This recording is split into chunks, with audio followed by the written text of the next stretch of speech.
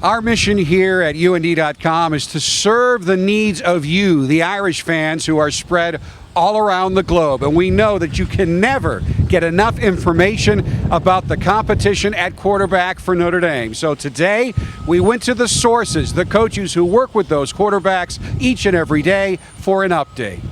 Progressing well. Today, big picture progressing well, doing a good job, picking up things.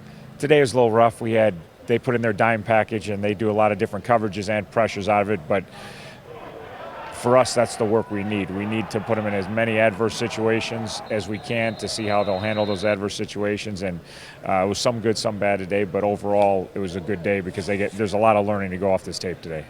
It's like anything else. I mean, if you're confident and you walk up there and you know what you want to do and you're making the check, you're commanding your presence, that obviously goes a long way to the unit. So that was the thing that we wanted to see today.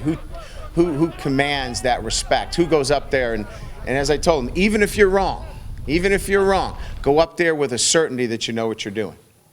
We also got each quarterback's evaluation on how things are going this spring.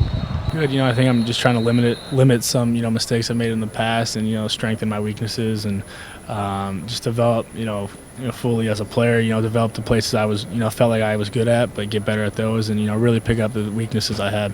But as we go longer into this, our expectations are: listen, you've got more experience than anybody else here. Go out and act like that. And I think he did today. He still has some work to do. And you know this from last year, once he gets into a little bit of trouble starts for us. And they brought some pressure. He didn't see it. He threw the ball into the wrong side of coverage. So I think the thing that we need to get with Tom is he's confident in himself, but we got to make sure that he's making good decisions under duress, and that's the next step for him. Every single day, it amazes me how much better I get. You have to learn through making mistakes and just minimizing those as practice goes on. So, as we add new things every day, sometimes it feels like I keep making mistakes, and sometimes it seems to pile up in my mind. But that's just something you have to get used to. And the amount of mistakes I've made now, that just means I'm getting better. So, as we go through all the little periods in practice, as we get towards the end of the practice when we go live, I start to put it together, and that's how I know that I'm making real progress. I think I made great progress compared to last spring when I came in. Like I was saying, I was very anxious. Just wanted to do everything fast because I thought that was the answer, but it wasn't. But I came in, and now I see progress. Me just calming down and learning to just take your time and be decisive in what you're doing. So. When Everett got here, it was the unconscious incompetence. He didn't know that he didn't know. And then he's grown to a conscious competence, but it's so hard for him every day to be that guy. But he's trying so hard. He wants to do it. He will do it. He will do it. We just wish it was sooner, but it's going to come. He had a good day today. And it's almost like we're taking one day at a time with Everett. He was on time. He was wide-eyed, he was engaging, and he was learning on the field. And I love him. I just want to string those days together with him.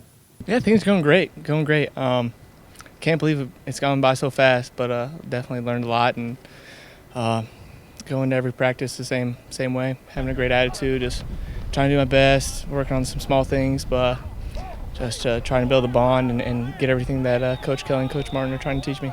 I just like the fact that he's very, very coachable. And we had a play out there today, and this is why you love to coach kids like this. And he froze. He forgot what the play was.